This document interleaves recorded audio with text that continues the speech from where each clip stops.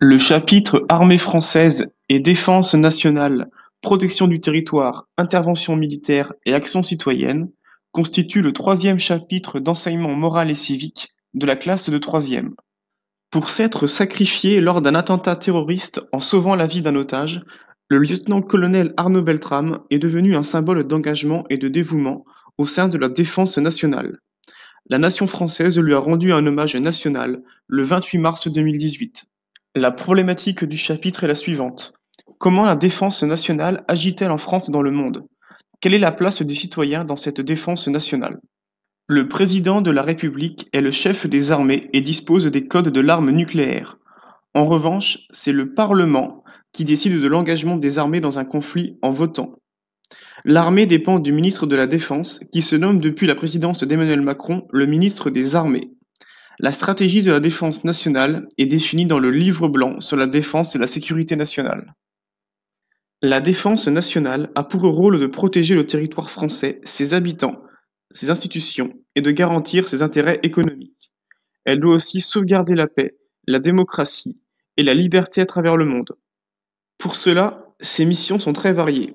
Protection du territoire contre la menace terroriste, lutte contre les inondations, aide à l'égard d'une population étrangère, lutte contre le trafic de drogue, défense de la culture française, etc.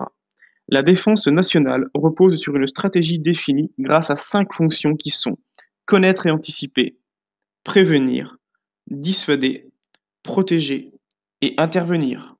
Le plan Vigipirate dispose désormais de 2 niveaux de fonctionnement, à savoir vigilance et alerte attentat. Il se traduit notamment par le renforcement de la présence militaire dans des lieux fréquentés, comme des gares ou des aéroports. Dans un contexte marqué par le risque terroriste, l'état d'urgence a été appliqué en France entre 2015 et 2017. Il permettait notamment de prendre des mesures restreignant les libertés. Aujourd'hui, l'état d'urgence a été remplacé en grande partie par une nouvelle loi, la loi antiterroriste.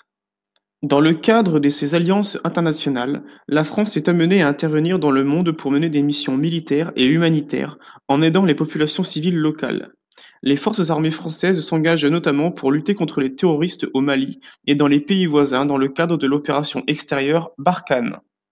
Chaque Français doit obligatoirement participer à un parcours de citoyenneté en 3 étapes. La première consiste à la sensibilisation à l'esprit de défense à l'école, notamment en classe de troisième et de première. La deuxième consiste en un recensement à l'âge de 16 ans, notamment auprès de sa mairie. Et la troisième et dernière se nomme la JDC, la Journée Défense et Citoyenneté. Cette JDC prend la forme d'une journée à effectuer avant l'âge de 18 ans. Elle consiste notamment en la présentation des enjeux de la défense nationale, ainsi qu'en un test de lecture.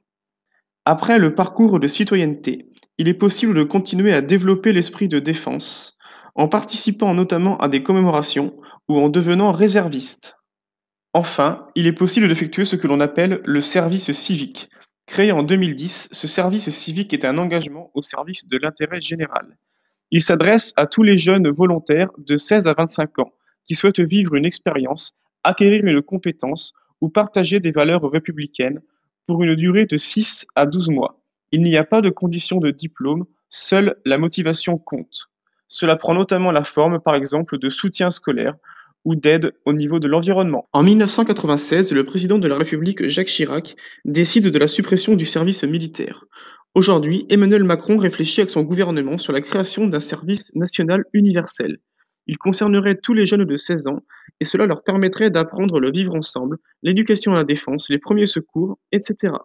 Ce SNU durerait 1 mois avec une partie effectuée en internat. Au jour d'aujourd'hui, nous n'avons pas plus de précisions sur ce sujet.